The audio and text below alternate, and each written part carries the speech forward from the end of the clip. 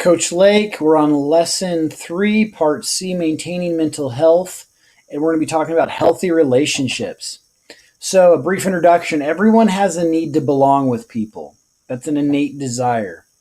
The most basic, common way people meet that need is to form and maintain close relationships. Some relationships are chosen for you, while others you choose. So you don't choose who you're born into. So you're your mom and dad, but you're in a relationship with them. Could be good or bad. And then other relationships, like a friendship, you choose. So what makes a relationship healthy? A healthy, close relationship has these important characteristics. Um, there's emotional attachment, one. Two, mutual or common independence between partners. And three, there's a satisfaction of both the partner's needs. Those are the three things. So the need that a close relationship satisfies includes um, intimate communication and the need to nurture. So, what is intimate communication? That is being able to confide in someone you trust. Secrets, like secrets. Okay, to nurture means to help someone or something grow or develop. So, what is the basis of friendship? The most common close relationship is friendship. Most friendships are based on something people have in common. Not always, but most of the time. Sharing common values and goals can strengthen your self concept and lift your self esteem.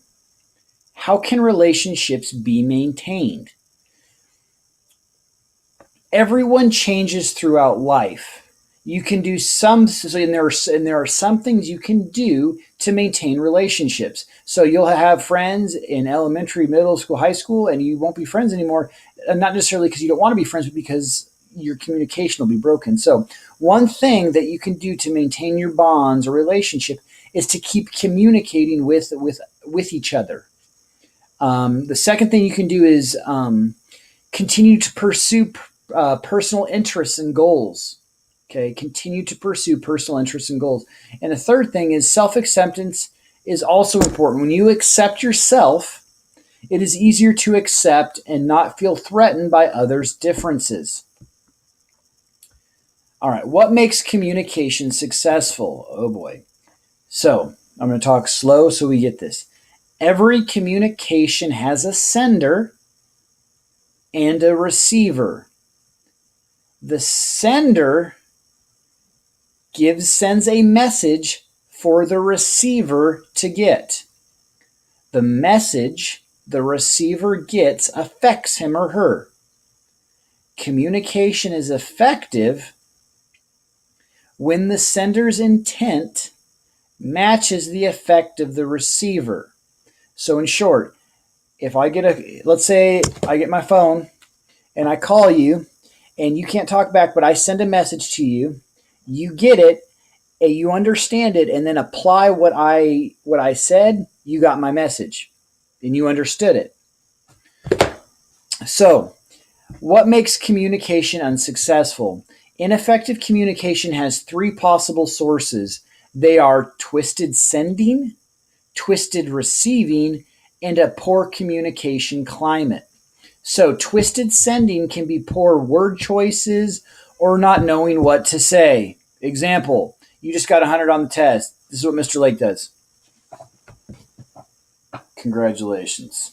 Okay, you might get mad because you know what? I don't seem sincere. You would probably be right. So that's twisted sending. Okay, twisted receiving usually results from bad listening, a common problem with poor communication. So I tell you to do something, and you're just not paying attention. You don't get it. Okay, and third, a poor communication climate may include distractions, noise, interruptions, and a lack of time. You probably have no idea what that's like in a educational setting. Does self-esteem affect relationships?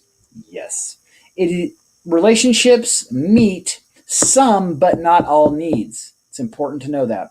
It is easy to expect too much from a friend or partner. Unfortunately, no other person can make you happy. Your own thoughts, feelings, and actions produce your happiness. Likewise, you will never be able to make another person happy. Know that now. Relationships are healthy when both people have good self-esteem. People who accept themselves and have meaningful goals are better able to give affection and help to others. All right. So, checking for understanding. Write the answers to these questions on a separate sheet of paper. You please use complete sentences. Period. All right.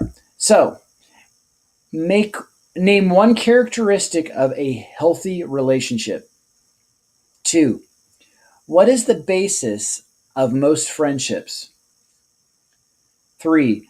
What are 2 things you can do to maintain a relationship? 4. When is communication effective? 5. How does someone's self-esteem affect the quality of his or her relationships? All right. And that is lesson number 3, part C, maintaining your mental health. All right. Bye.